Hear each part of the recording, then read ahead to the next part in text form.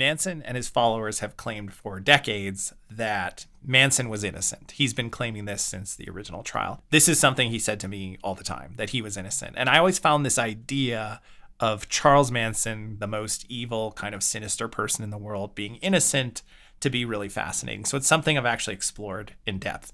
And the answer might shock you. So Manson was convicted of 9 murders, and let's establish out of the gate that he wasn't present for almost all of them. Now, California has felony murder, which means that as long as you're committing a felony when the murder takes place, you're responsible for the murder. So if you rob a convenience store and you leave, but your partner kills the clerk, even though you're miles away, you're still responsible for the murder. So in the case of murders 1, 7, 8, and 9, Manson was committing a felony. He's definitely guilty for all those murders, no matter what else he did or said. That just leaves the 5 most infamous murders, which is the home invasion of Sharon Tate.